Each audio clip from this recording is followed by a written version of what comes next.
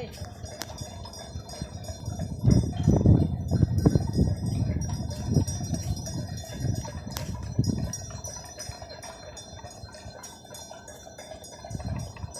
ันบ่ชนบ่มันบ่หายบ่นี่บ่ชนบ่นี่มาเบิ่งหมาเนาะ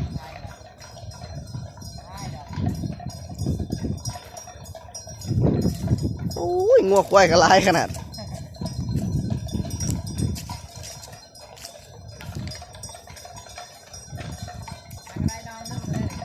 อันนี้บ่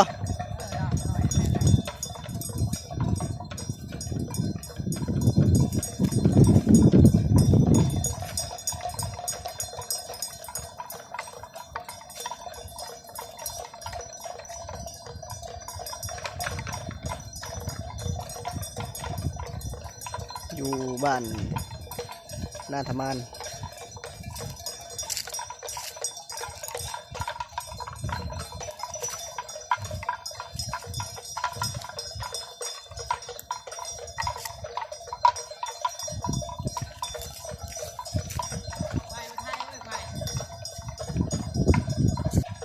นี่เพื่อนมาส้นเขตบ้านนาธมานเนาะ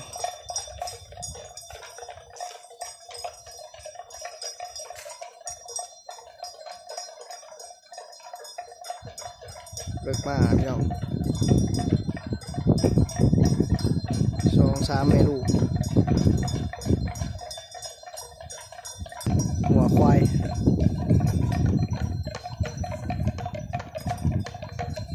โอ้ยดาวอันสอนสภาพชีวิตของชาวบ้านควายบ้านอยู่เพื่อนเก่าเฮือนโบราณเนาะหลังคาสิเป็นไม้ทุกมื้อนี้หาเบิ่งยากแล้ว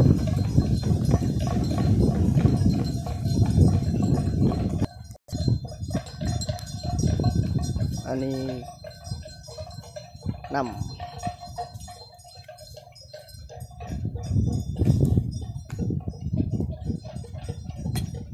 ใช้งานได้บ่เนาะ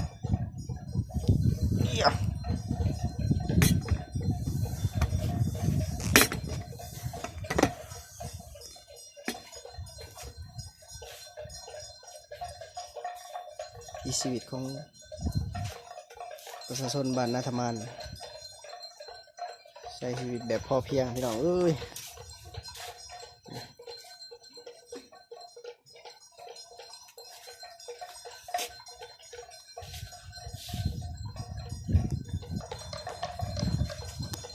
สิพาไปเบิ่งเฮือนเก่า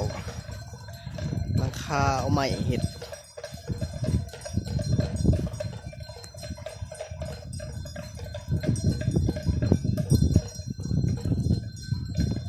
สิบ่มีคนอยู่แหละ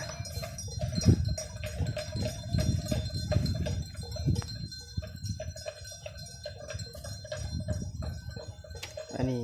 อันกี่ทำผาทำแพร่ของเขาเจ้า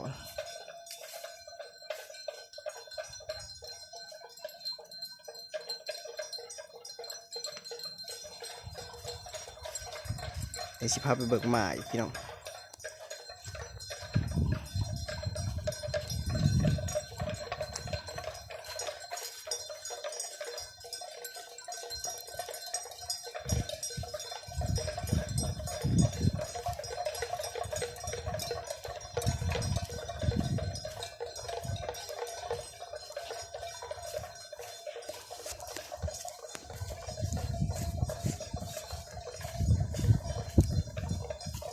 ช่วงนี้ประชาชนแถวบ้านนี่กำลังออกทำไห่ทำนาไม่มีผู้ใดอยู่เฮือนเลย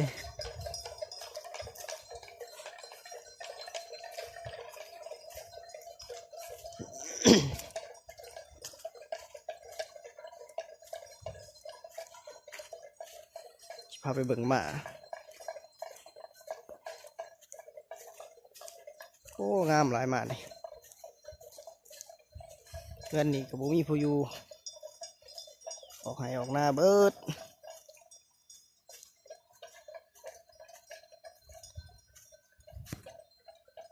นี่ลูกหมา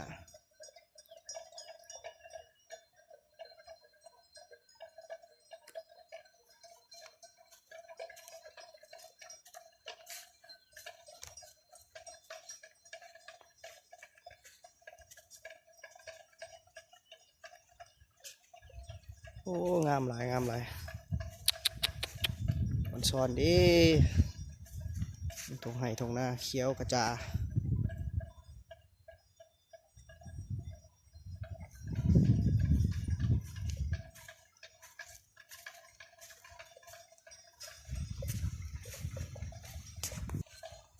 นี่ก็สวนพักของ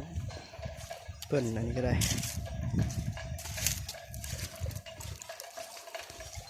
โอ้ยที่ชีวิตแบบพอเพียง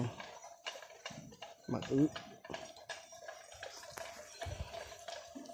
มีทุกอย่าง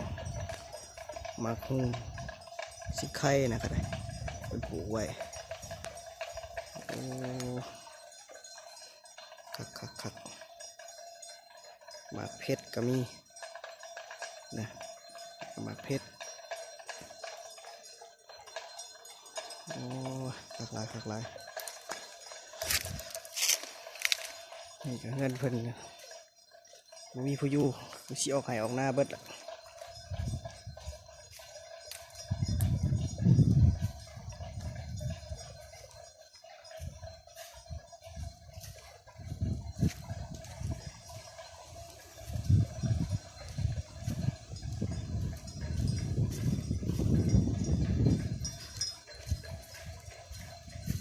แต่บ้านนาธมานเมืองถาพงทอง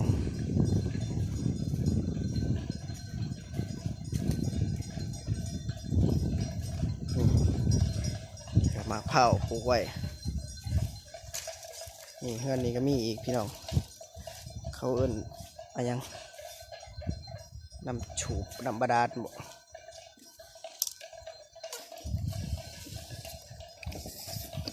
นี่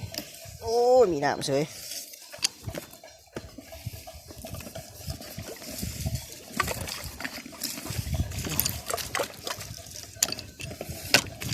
โอ้น้ำเย็นครับ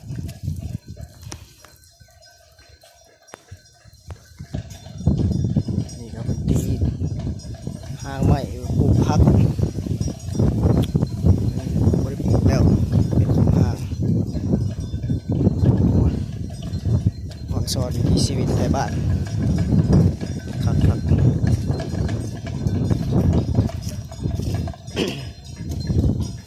อันนี้ครบใหญ่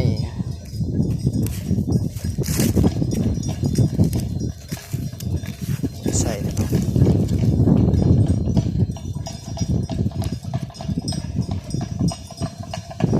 เอาสิพาเบิ่งทำนี่นะพี่น้อยเบิ่งแล้วก็อย่าลืมกดไลค์กดแชร์กดติดตามช่องนอนชาแนลเด้อเพื่อบ่พลาดคลิปใหม่ของบ้านเฮาสิพาไปเบิ่งหลายบ้านอยู่วิถีชีวิตของชาวลาวพี่น้องชาวลาวของบ้านเฮาเมืองเฮาว่าเป็นอะไรแต่ละบ้านแต่ละเมืองไอ้สิพาไปเบิ่งแต่ละบ้านงัวควายหลายขนาด